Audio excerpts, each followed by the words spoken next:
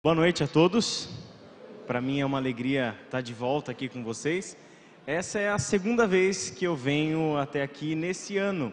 Quem esteve no congresso da Transmundial que aconteceu, se eu não me engano, em fevereiro, eu acho, não lembro? Quem teve? Levanta a mão assim. Bastante gente, né?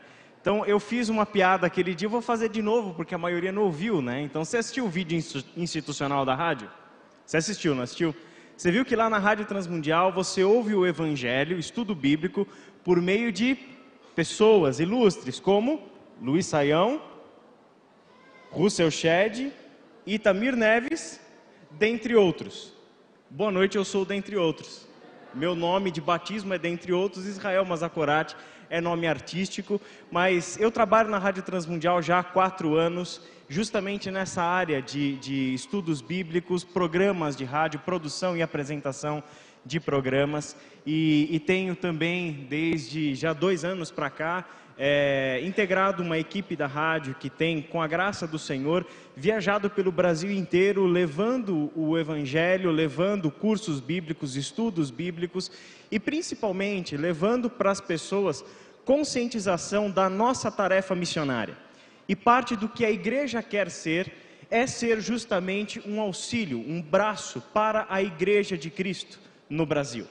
Se ela quer ser um braço, um auxílio para a igreja de Cristo no Brasil, é um ministério que precisa, inevitavelmente, conscientizar igrejas, conscientizar o nosso país evangélico da nossa missão, da nossa tarefa nesse mundo.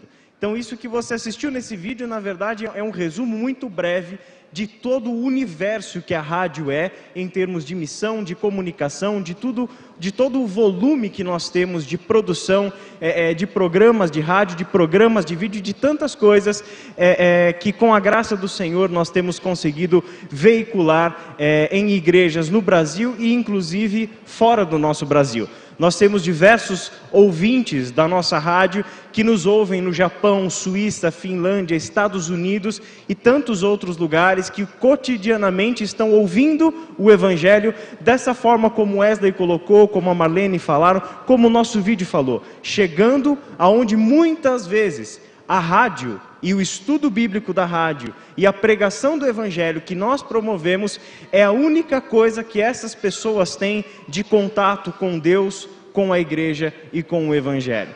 Com a graça do Senhor, nós temos trabalhado com esse ministério. E da última vez que eu estive aqui, o pastor Mário me falou para que quando tivesse pronto eu trouxesse para apresentar para vocês.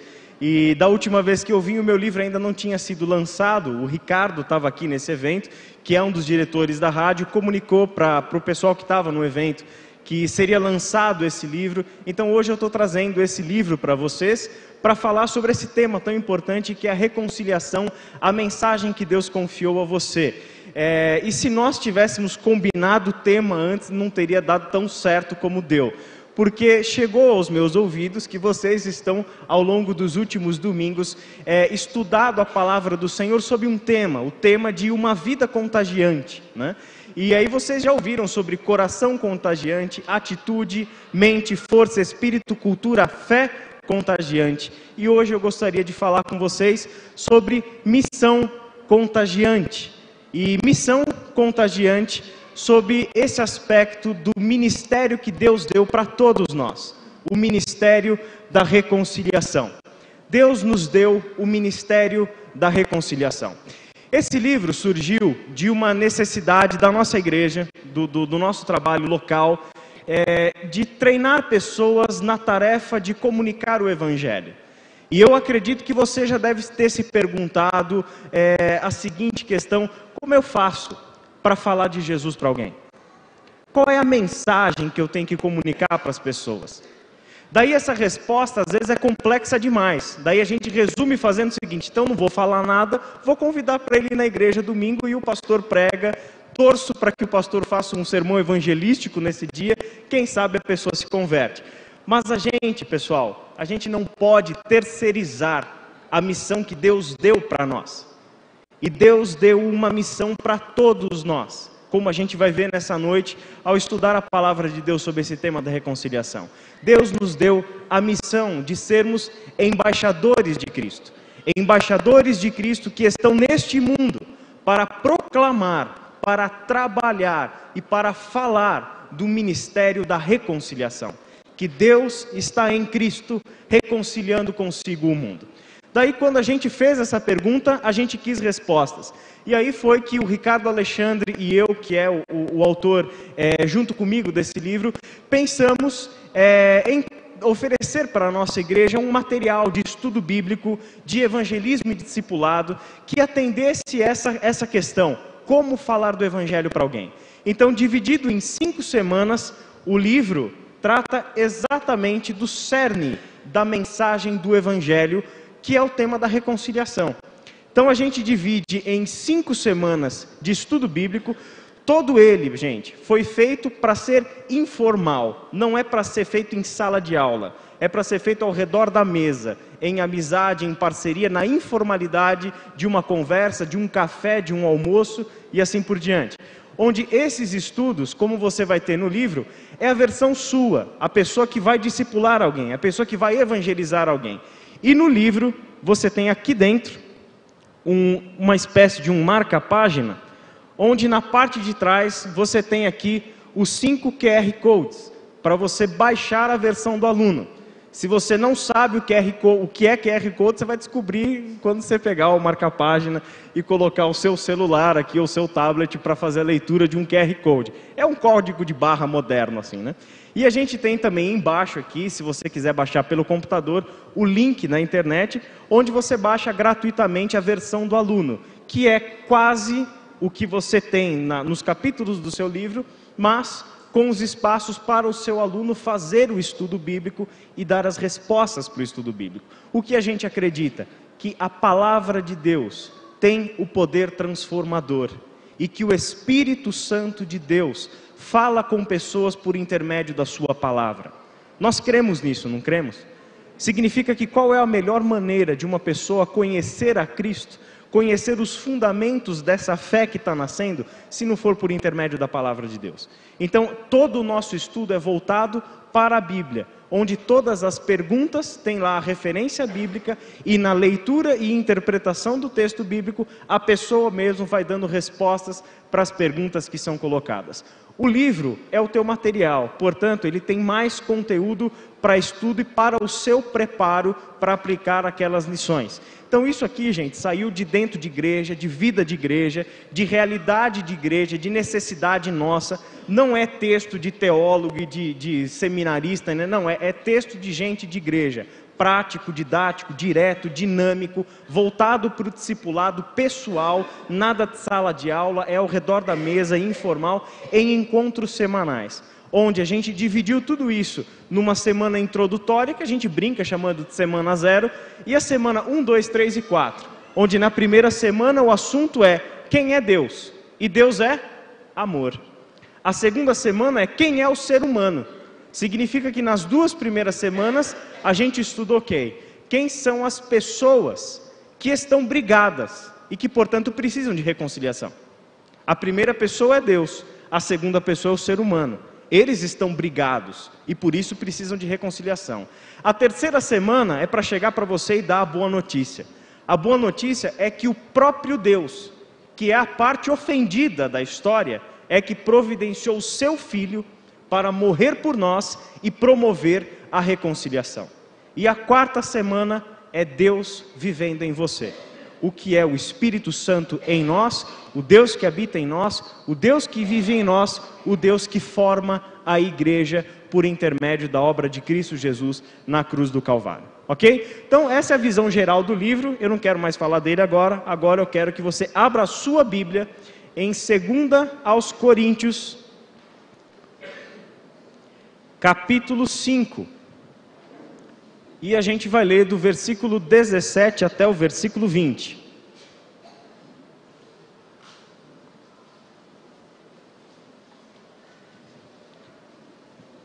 Segundo aos Coríntios, de 17 a 20.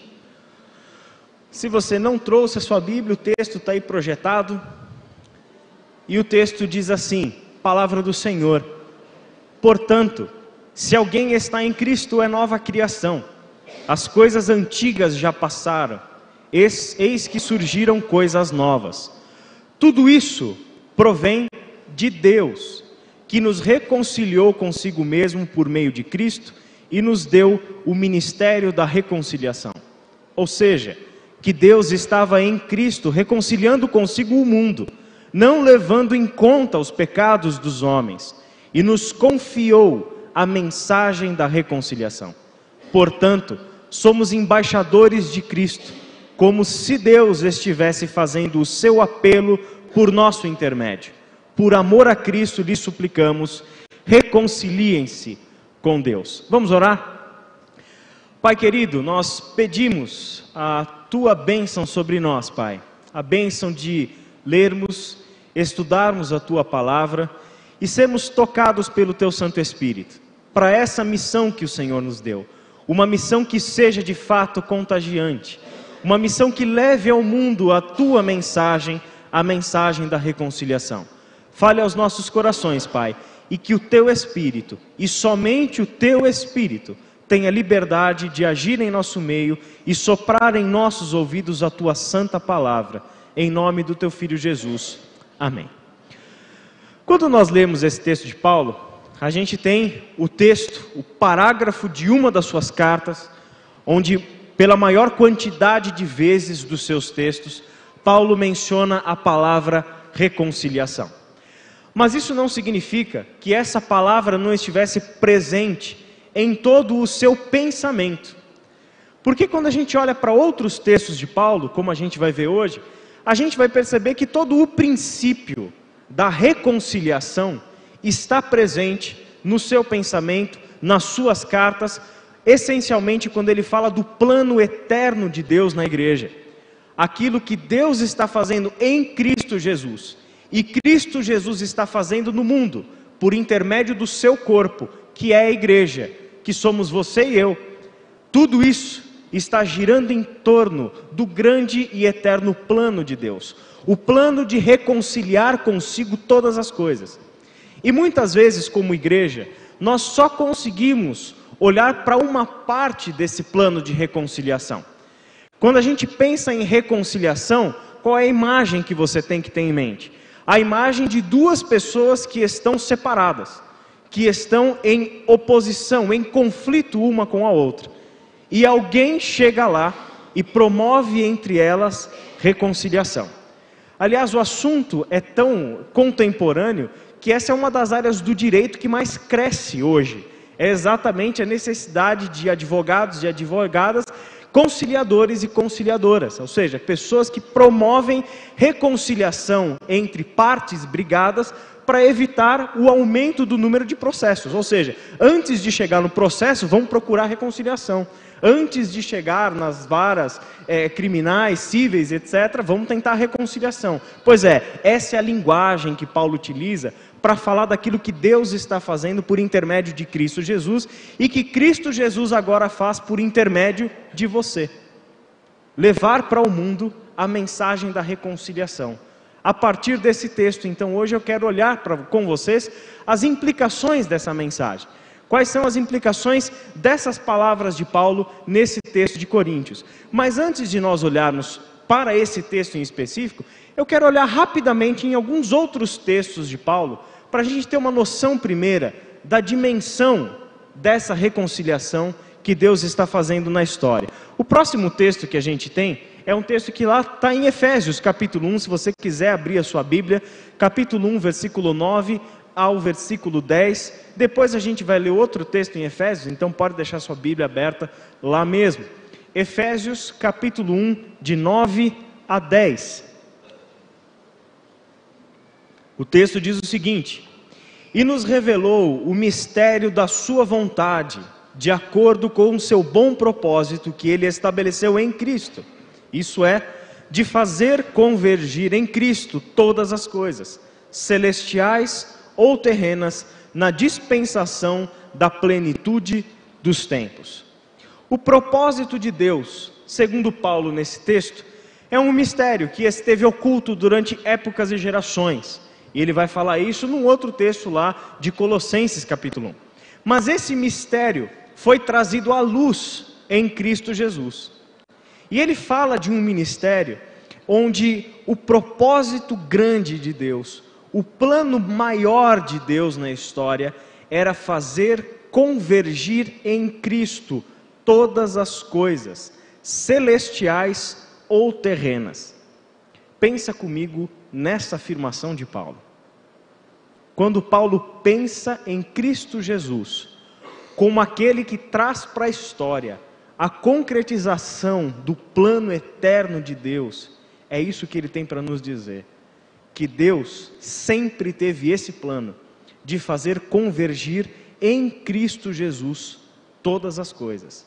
Ele colocou todas as coisas em Cristo Jesus. Ele resumiu todas as coisas em Cristo Jesus.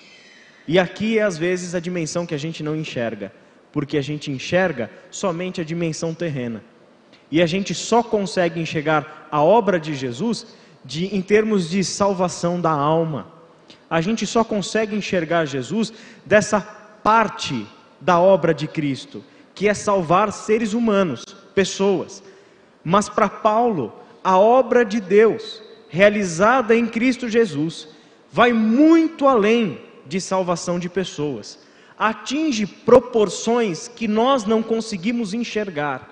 Daí ele dizer que ele fez convergir em Cristo Jesus todas as coisas, sejam celestiais ou terrenas, em outras palavras, visíveis ou invisíveis. E é exatamente o que a gente vê no nosso próximo texto. Olha só Efésios capítulo 1, 20 a 23.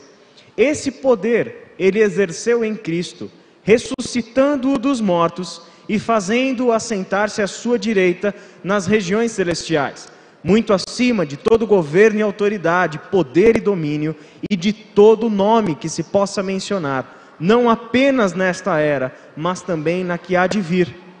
Deus colocou todas as coisas debaixo de seus pés, e o designou cabeça de todas as coisas para a igreja, que é o seu corpo, a plenitude daquele que enche todas as coisas em toda e qualquer circunstância. Você já reparou a quantidade de vezes que Paulo nesse texto usa expressões de totalidade? Todo, toda, todo, toda. E isso tudo para falar do que Deus fez em Cristo Jesus.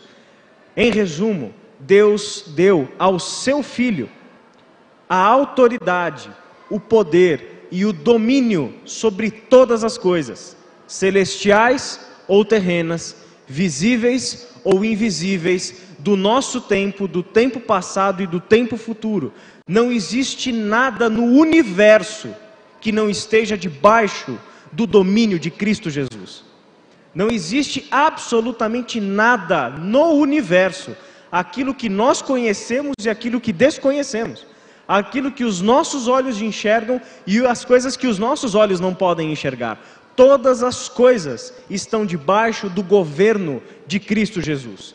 E no centro disso tudo, de um plano tão grande, Deus foi lá e colocou a igreja como o corpo de Cristo. Você já parou para pensar nisso? Olha o tamanho da missão que Deus deu para nós. Olha as proporções que essa missão tem. Vai muito além da nossa dimensão e da nossa perspectiva limitada sobre as coisas. Um outro texto, que é o de Colossenses, capítulo 1, de 17 a 20, Paulo disse assim: Ele, falando de Jesus, é antes de todas as coisas, e nele tudo subsiste. Jesus é a cabeça do corpo, que é a igreja, é o princípio e o primogênito dentre os mortos, para que em tudo tenha a supremacia, pois foi do agrado de Deus que nele habitasse toda a plenitude, e por meio dele reconciliasse consigo todas as coisas, tanto as que estão na terra, quanto as que estão nos céus, estabelecendo a paz pelo seu sangue derramado na cruz. E esse é o texto onde claramente Paulo nos diz que a obra de Cristo, como um plano eterno de Deus, era que em Cristo Jesus todas as coisas de Cristo. E Cristo é cabeça da igreja. Significa que por meio da igreja é que Cristo Jesus está neste mundo, andando, falando, agindo, tocando pessoas, alcançando vidas, reconciliando com o Pai todas as coisas, por meio da igreja. Essa é a missão que nós temos neste mundo. E eu gostaria de olhar então algumas implicações dessa missão a partir daquele texto de Paulo em 2 Coríntios. Em primeiro lugar, a reconciliação é plano eterno e cósmico de Deus. Na linguagem de Paulo em 2 Coríntios capítulo 5, versículo 17, é exatamente isso que nós temos. Antes de olhar para esse texto, lembra comigo de dois que a gente já leu: Colossenses 1, 19 e 20, Efésios 1, 9 e 10. Pois foi do agrado de Deus que nele, em Cristo Jesus, habitasse toda a plenitude, e por meio dele, Cristo Jesus, reconciliasse consigo de Cristo. E Cristo é cabeça da igreja. Significa que por meio da igreja é que Cristo Jesus está neste mundo, andando, falando, agindo, tocando pessoas, alcançando vidas, reconciliando com o Pai todas as coisas, por meio da igreja. Essa é a missão que nós temos neste mundo. E eu gostaria de olhar então algumas implicações dessa missão a partir daquele texto de Paulo em 2 Coríntios. Em primeiro lugar, a reconciliação é plano eterno e cósmico de Deus. Na linguagem de Paulo em 2 Coríntios capítulo 5, versículo 17, é exatamente isso que nós temos. Antes de olhar para esse texto, lembra comigo de dois que a gente já leu: Colossenses 1, 19 e 20, Efésios 1, 9 e 10. Pois foi do agrado de Deus que nele, em Cristo Jesus, habitasse toda a plenitude, e por meio dele, Cristo Jesus, reconciliasse consigo todas as coisas, tanto as que estão na terra, quanto as que estão nos céus, estabelecendo a paz pelo seu sangue derramado aonde? E nos revelou o ministério da sua vontade, de acordo com o seu bom propósito, que ele estabeleceu em quem? Em Cristo. Isso é, de fazer convergir em Cristo todas as coisas celestiais ou terrenas.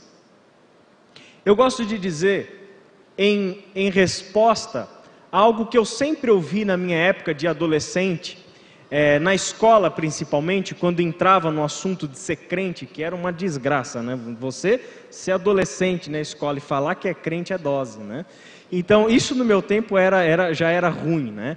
Então, uma das coisas que eu sempre ouvia é que crente é bitolado, é que crente tem visão fechada, que crente é pequeno no seu olhar sobre as coisas. E eu tenho que concordar que muito crente é mesmo. Muito crente é bitolado e tem visão pequena. Mas o crente que buscou compreender o plano de Deus em Cristo Jesus, nas Escrituras, é alguém que, muito pelo contrário, não tem visão bitolada. Tem a visão mais abrangente que um ser humano pode ter. Porque ele consegue compreender a si mesmo, o próximo, Deus e o universo, na perspectiva que Deus compreende essas coisas, porque é a revelação dele na sua palavra. Se nós buscarmos, gente, compreender o plano de Deus realizado em Cristo Jesus, a partir da palavra de Deus, nós seremos as pessoas com a visão mais ampla, mais abrangente, mais cósmica possível e imaginável do que qualquer outro ser humano altamente intelectual, um cientista com prêmio Nobel, não tem a visão que o Evangelho tem. Porque o Evangelho, pessoal, é a visão de Deus sobre o ser humano e sobre o universo. Você quer visão mais abrangente do que essa? Você quer olhar para a vida e para o ser humano de forma mais abrangente do que a forma como o próprio Criador do ser humano olha? Esse é o Evangelho para nós. Uma visão muito mais ampla do que Deus está fazendo na história. E se você quer um exemplo de visão ampla, Olha o que diz lá o texto de 2 Coríntios, capítulo 5, versículo 17. Que Deus fez em Cristo Jesus o quê? Uma nova criação. E se você está em Cristo Jesus, você é nova criação. Significa, gente, que em Cristo Jesus, Deus está fazendo tudo de novo. Deus está criando todas as coisas do zero. Onde agora Cristo Jesus é a base, é a matéria-prima dessa nova criação que Deus está fazendo. E você faz parte dela.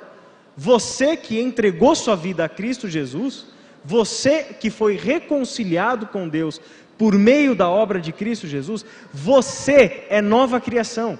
É parte desse plano eterno, esse plano abrangente, esse plano de longo alcance do nosso Deus, realizado em Cristo Jesus. Uma das maneiras de olharmos amplamente para as coisas, é percebermos que a nossa vida nesse mundo vai muito além do tempo de vida que nós temos.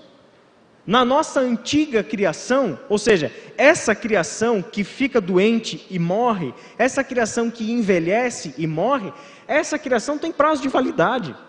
Todos nós vamos morrer. Mas tem algo no Evangelho, e o Espírito Santo de Deus que habita em nós, abre os nossos olhos para isso. Tem algo no Evangelho que mostra para nós que sim, o teu corpo físico tem um prazo de validade, mas aquilo que você faz na mão de Deus permanece para sempre. Essa é a ideia do plano de longo alcance. Quando é que o Wesley, a Marlene e o pessoal do Milad foram imaginar que cantando que nem uns doidos numa praça vazia, um ser humano estaria ouvindo o Evangelho ali e o Espírito Santo estaria fazendo naquele momento uma regeneração naquele sujeito? Quem podia imaginar um negócio desse? Se você pensar, por exemplo, no ministério do grande apóstolo Paulo, maior teólogo de toda a história da igreja. Sabe quantas pessoas o apóstolo Paulo deve ter alcançado diretamente pelo seu trabalho missionário? Diretamente, eu calculo, dados as taxas populacionais daquele tempo, o apóstolo Paulo não alcançou 300 pessoas. Quantas pessoas tem aqui hoje? Mais de 300. O apóstolo Paulo não alcançou um grupo de pessoas que não chegou nem perto do número que nós estamos aqui. Para um grande apóstolo Paulo, isso pode ser, ou pelas nossas visões, pelas nossas noções de uma missão importante, de uma missão de impacto, 300 é um número muito baixo. Mas o Evangelho nos dá uma visão abrangente. E quando nós olhamos para o trabalho indireto do apóstolo Paulo, sabe qual é o alcance? Você. Diretamente não chegou a 300, mas indiretamente, ou seja, por aquilo que ele fez e entregou na mão de Cristo, o que Cristo fez? Fez com que chegasse até você. Hebreus capítulo 11 nos dá lá a galeria dos heróis da fé. E quando chega no último verso, ele vai dizer um negócio que às vezes para nós é meio conflitante, deixa a gente desanimado. Fala de todos aqueles grandes homens e mulheres do passado da história de Israel, que fizeram coisas incríveis por meio da fé. Aí ele chega lá no final e diz assim: mas nenhum deles viu a concretização da promessa de Deus. Nenhum deles viu se concretizar os planos de Deus, a promessa de Deus. Nenhum deles. Sabe por quê? E aí o autor vai dizer: Deus tinha algo muito mais especial. O que tinha de especial era você, para que o trabalho deles chegasse até você e a fé deles fosse aperfeiçoada por você. Aquele trabalho que eles começaram lá no passado e que não viram a concretização de nada do que fizeram, alcançou você e alcançou a mim. É aquilo que a gente faz e coloca na mão de Deus. E Deus vai fazer daquilo como algo que permanece no tempo, na história. entendendo que o plano de Deus vai muito além daquilo que a gente pode fazer de imediato ou compreender, mas a gente tem que entender que essa missão que Deus me deu é uma missão que tem que perdurar na história, é uma missão, é uma fé genuína e uma fé o tempo todo crescida e fortalecida em Cristo Jesus para que permaneça. É a linguagem do apóstolo Paulo quando ele diz para Timóteo o seguinte: Timóteo, eu oro para que a fé que habitou a sua avó, a fé que habitou a sua mãe, agora habite você. Porque fé, pessoal, é um legado, é algo que não morre com a gente. O nosso corpo físico morre, mas a nossa fé permanece viva em pessoas que nós nos tornamos, na vida delas, agentes de reconciliação com o Pai. O nosso trabalho, a nossa missão, portanto, tem proporções cósmicas e eternas, porque não é você, é Cristo Jesus. Não é a sua força, não é o seu sacrifício na cruz e não é a sua mensagem de reconciliação. É o poder do Espírito Santo, é o sacrifício de Cristo Jesus e a missão primeira é dele e que ele conta com você como parceiro e como parceira. Uma segunda implicação desse texto, a tosse do Wesley está me alcançando já também, proporções cósmicas a sua tosse, Wesley. A segunda implicação desse texto é que Deus nos reconciliou com Ele por meio de Cristo Jesus.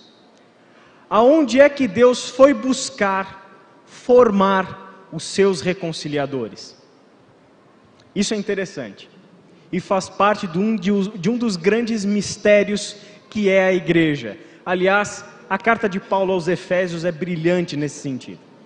Um dos mistérios que é a igreja é qual é a origem desses reconciliadores. E a origem desses reconciliadores, segundo lá o texto de Efésios, capítulo 2, você tem lá reconciliadores que vieram da onde? Vieram da morte. Nós estávamos mortos nos nossos pecados, nos nossos delitos, nas nossas transgressões. Nós vivíamos de acordo com os valores deste mundo e por natureza eram inimigos de Deus. Os reconciliadores de Deus, sabe onde ele foi buscar? Em pessoas que eram merecedoras da ira de Deus. Mas, versículo 4 de Efésios 2, o que é que Deus fez? Deus nos trouxe a vida. Deus nos alcançou por sua graça. Deus nos vivificou quando estávamos mortos. Para responder a pergunta, aonde Deus foi buscar os seus reconciliadores? Aonde Deus foi buscar os seus agentes de reconciliação? Na morte. Na morte. Trouxe eles de volta à vida e entregou eles para o mundo. Aonde tudo começa? Na tua consciência de que você é alguém alcançado e alcançada pela graça de Deus em Cristo Jesus. Que você foi trazido, você foi trazida da morte para a vida, e isso é obra de Deus em Cristo Jesus, sem que você tivesse condições de fazer alguma coisa pela sua própria salvação. Estado de morte, gente, é estado onde você não pode fazer nada para sair daquele caixão. Deus é quem foi lá e soprou vida sobre você, te tirou de um estado de morte e te concedeu uma vida totalmente nova, que na linguagem de Paulo, em 2 Coríntios capítulo 5, versículos 17 e 18 diz o quê? Portanto, se alguém está em Cristo, é nova criação, e isso significa que as coisas antigas já passaram, eis que surgiram coisas novas. Tudo isso provém de Deus, que nos reconciliou consigo mesmo por meio de Cristo. E aqui a gente tem a grande mensagem da graça, onde Deus é aquele que foi ofendido na história. Deus é aquele que foi desobedecido e o ser humano é aquele que virou as costas para o seu Criador. Mas esse Deus, que é a parte ofendida da história toda, é aquele que providenciou o reatar do relacionamento. É aquele que fez tudo o que era necessário para que você e eu voltássemos da morte. E morte aqui não é a morte física, você sabe, é a morte existencial, é viver separado de Deus. Em Cristo Jesus nós fomos trazidos de volta à vida, e ser trazido de volta à vida é ter sido reconciliado com Deus, é voltar a ter amizade com Deus. Quando a gente pensa nisso, sabe qual é a imagem que você deveria ter em mente? Gênesis capítulo 3, quando diz lá, no meio daquela narrativa triste do pecado humano, o texto diz que na virada do dia, quando soprava a brisa da virada do dia, Deus descia até o jardim para passear com o homem. Esse é o nível de intimidade, esse é o nível de amizade que o ser humano tem com o seu Deus antes do pecado. Era um casal que passeava junto com Deus no jardim, um Deus que descia até eles para bater papo, para prosear, falar das coisas da vida, conversar sobre o jardim, falar sobre o que tinha feito naquele, ou seja, brincar, conversar, se divertir como amigos. Esse é o nível de relacionamento e intimidade que eles tinham. Mas daí acontece o pecado, e o pecado é o que nos separou de Deus. O pecado humano é o que fez com que nós virássemos as costas para Deus, e Deus tivesse que sozinho fazer todas as coisas para reatar o relacionamento com a gente. Onde Deus tem que fazer tudo o que Ele fez na história, porque a gente está falando do 3º capítulo da Bíblia. O que vem dali para frente até Apocalipse é tudo o que Deus teve que fazer na história para vir resgatar esse ser humano. E a palavra que melhor define tudo o que Deus fez na história é reconciliação. Ele está buscando pessoas para se reconciliarem com Ele por meio de Cristo Jesus. Uma terceira implicação do ministério da reconciliação é que agora reconciliados com Deus, esse Deus nos deu o ministério da reconciliação. E a palavra ministério no texto grego é literalmente serviço, diaconia no texto grego. Ele nos deu o serviço da reconciliação. Significa que não bastou Ele te dar a bênção de reconciliar você com Ele por meio de Cristo Jesus, mas Ele te dá uma bênção muito maior. Ele dá para você a mesma missão que Ele deu para o Filho dele. Em outras palavras, Ele olha para você e não vê um ex-inimigo. Ele não vê alguém que Ele fez um monte de coisa por você e fica te olhando de lado assim, sabe? Tipo, eu fiz um monte de coisa por Ele e agora eu tolero Ele na minha vida. Não. Ele estende a você a mesma missão que Ele estendeu ao seu Filho Jesus. Ele deu a você o ministério, o serviço da reconciliação. Olha o que diz o texto de 2 Coríntios 5, 18. Que nos reconciliou consigo mesmo por meio de Cristo e nos deu o ministério, ou melhor dizendo, nos deu o serviço da reconciliação. O que isso significa? Significa, gente, que a reconciliação é a nossa missão nesse mundo. É o serviço que nós temos para prestar a este mundo. E esse serviço já está basicamente pronto. Foi tudo isso feito por Deus. Tudo isso provém de Deus, que nos reconciliou consigo mesmo. Ou seja, todo o trabalho, todo o sacrifício, todo o projeto, todo o discurso, tudo o que foi necessário fazer, Deus fez em Cristo Jesus. Inclusive, você foi alcançado por meio daquilo que Cristo Jesus fez. E agora Jesus chega para você, Deus chega para você e diz: agora você, assim como Cristo, é agente de reconciliação. Eu confio a você o serviço da reconciliação. E falar sobre serviço no nosso contexto de igreja é muito importante. Aliás, a gente ouve demais falar que crente tem que servir. Mas muitas vezes a gente confunde esse serviço com ações, ou seja, gestos de serviço, obras esporádicas. E como a gente é ser humano, e ser humano tem um coração meio enganoso, egocêntrico, etc., o momento que a gente mais gosta de servir é quando está todo mundo olhando, né? Quando está todo mundo, quando eu tenho bastante testemunha do meu serviço, daí é que eu viro o servo, né? Então a gente é meio enganoso mesmo, pessoal. Pode falar, pode rir à vontade, assim, é você mesmo, sou eu mesmo, não tem jeito. Mas aqui em Jesus a gente aprende uma lição diferente. Porque o serviço não é o que a gente faz para ser visto pelos outros. Serviço não é um teatrinho que a gente faz para dar exemplo para os outros. Serviço não é teatrinho para o pessoal, até para testemunhar, né? Às vezes a gente faz o teatrinho como uma propaganda do Evangelho, né? Olha como eu sou servo. Não. Serviço não diz respeito ao que você faz, mas diz respeito a quem você é. Não é executar ações de serviço, mas ter um coração de servo e de serva. Assim como Jesus. Ele teve um coração de servo. E ter um coração de servo é não se considerar superior ao outro nem em pensamento. Isso é ter coração de servo.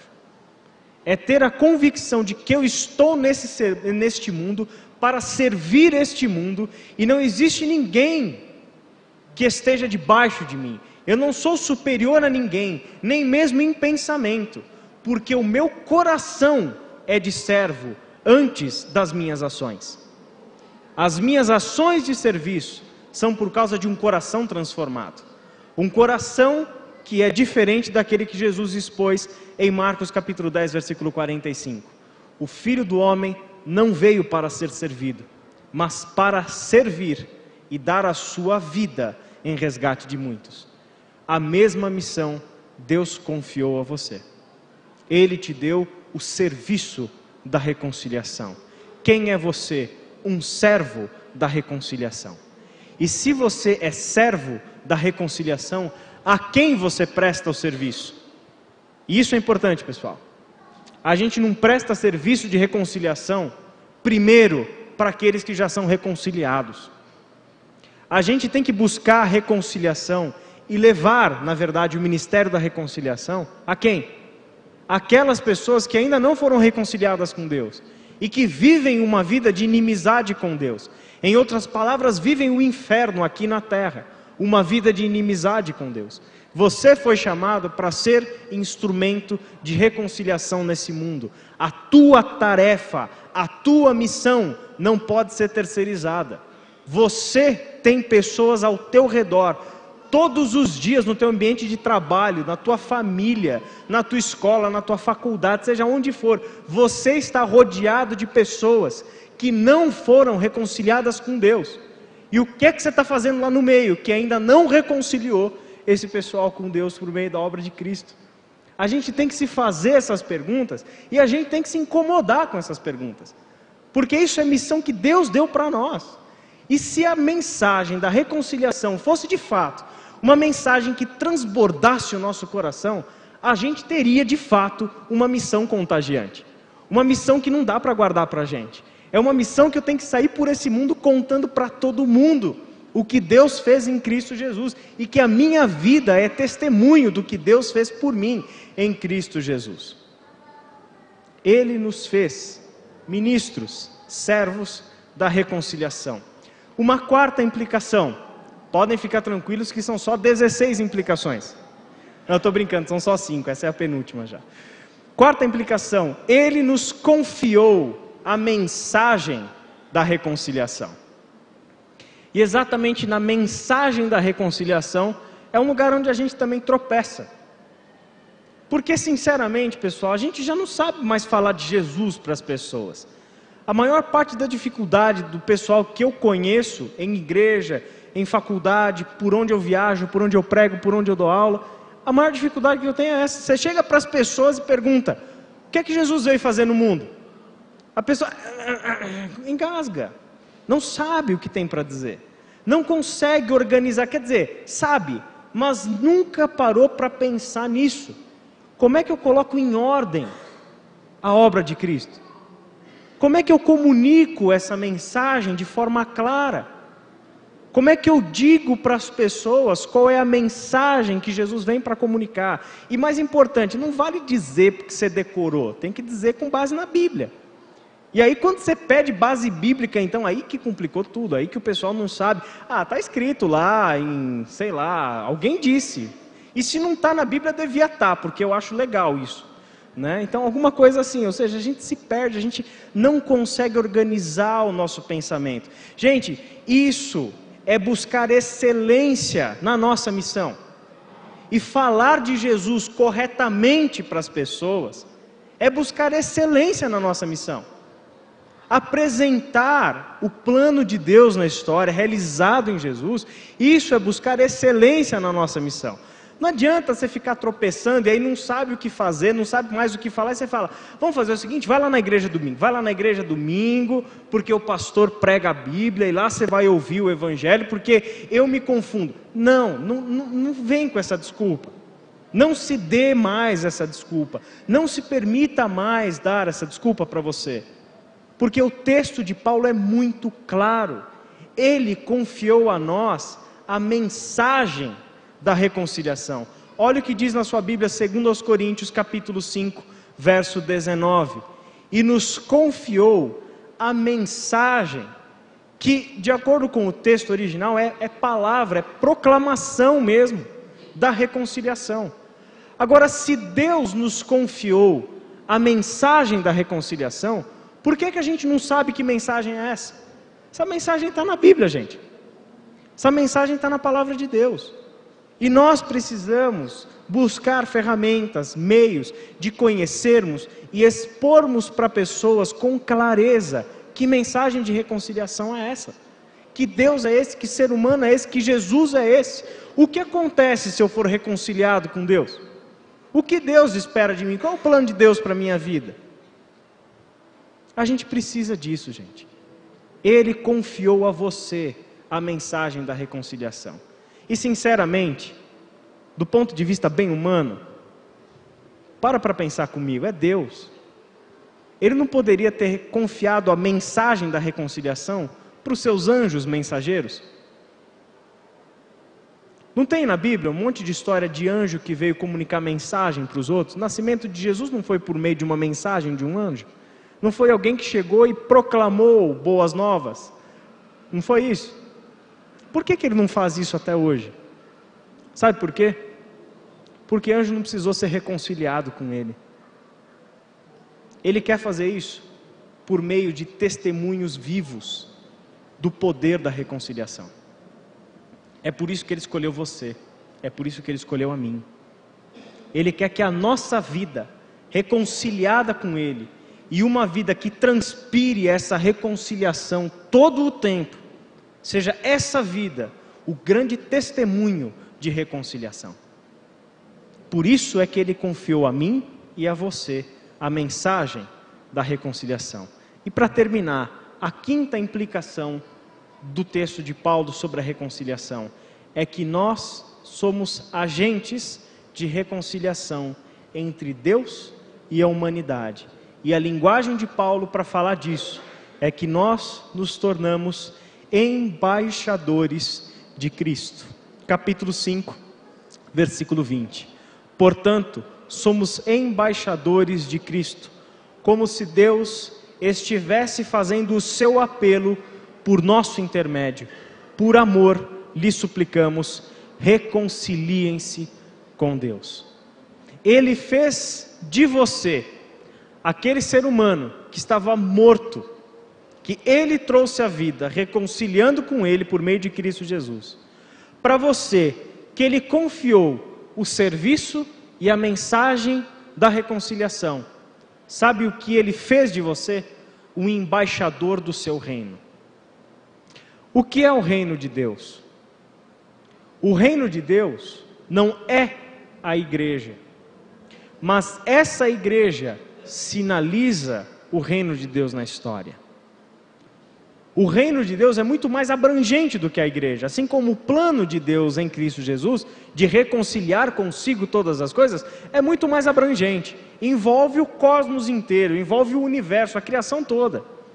mas a igreja, a gente, o corpo de Cristo, enquanto instrumento de Deus, dentro da história, dentro do tempo, nós somos agência desse reino de Deus. Eu gosto de pensar na igreja como postos avançados desse reino de Deus na história. Gosto de pensar na igreja da forma como Jesus colocou no Sermão do Monte. Você não consegue esconder uma cidade edificada, porque a luz dela vai brilhar, e ela vai se tornar visível a todas. Isso é o reino de Deus entre nós, a partir da igreja, onde todos verão que a igreja é uma comunidade de pessoas que vive sob o governo de Deus. E quem somos nós? Não o pastor, não os pastores, mas todos aqueles que foram reconciliados com Deus. O que nós nos tornamos desse reino? Embaixadores. Nós somos as pessoas que representam Deus na terra. Já parou para pensar nisso? Já parou para olhar a tua vida dessa perspectiva? Você é alguém que representa Deus na terra. Já parou para imaginar na sua vida nesse sentido? E lembrar que representar Deus na terra, na missão de Jesus, nunca esqueça disso. Não é para você achar que você é Deus na terra e que todo mundo agora vai servir você. Não, é na missão de Jesus. E na missão de Jesus é no serviço a esse Deus.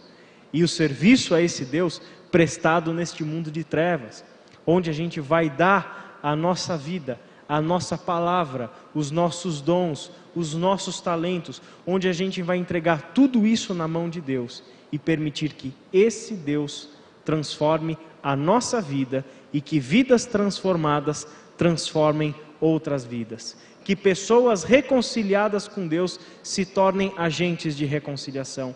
Que pessoas que Deus reconciliou consigo por meio de Cristo Jesus se tornem os seus agentes, os seus embaixadores da reconciliação.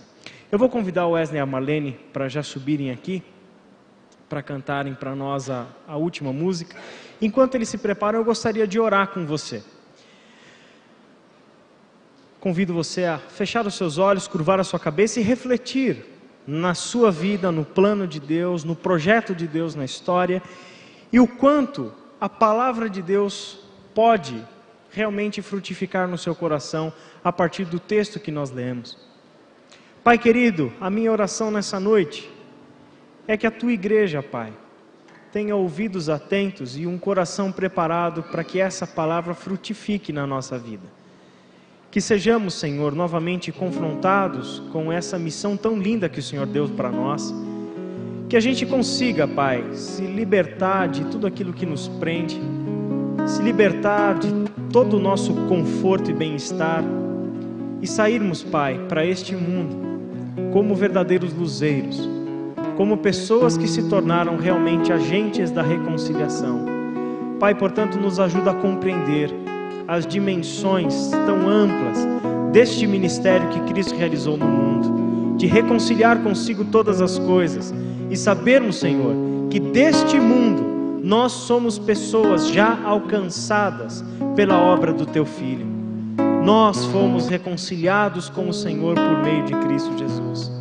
Por isso, Pai, é que nós oramos Te agradecendo e Te pedindo que o Senhor fortaleça em nosso coração a convicção de que o Senhor nos deu uma missão, e uma missão que seja realmente contagiante. Em nome do Teu Filho Jesus. Amém.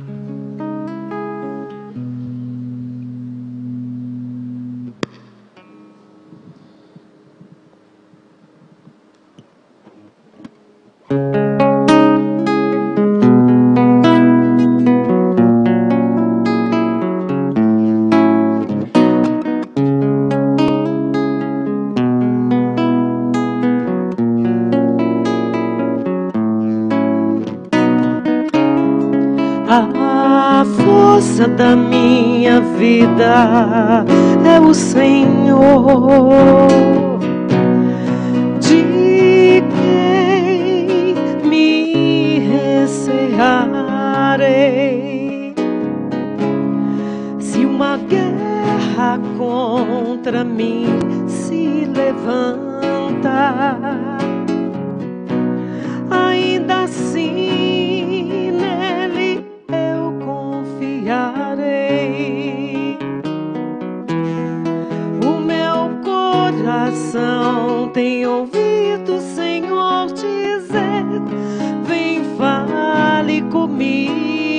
filho meu.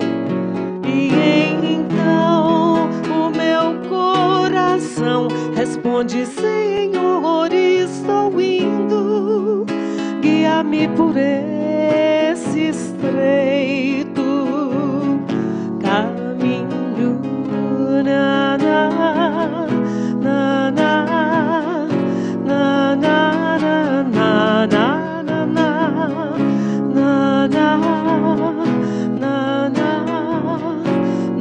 na, na, na, na. A minha alegria é o Senhor, que conheceu minha alma e não me desprezou, esperando neste Deus que me fortalecerá.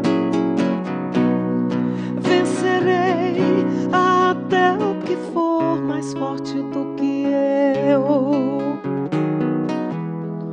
O meu coração tem ouvido o Senhor dizer: vem, fale comigo, povo meu. E então o meu coração responde: Senhor, estou indo, guia-me por esse caminho estreito que antes eu nem sequer podia andar, mas Jesus o tornou largo o suficiente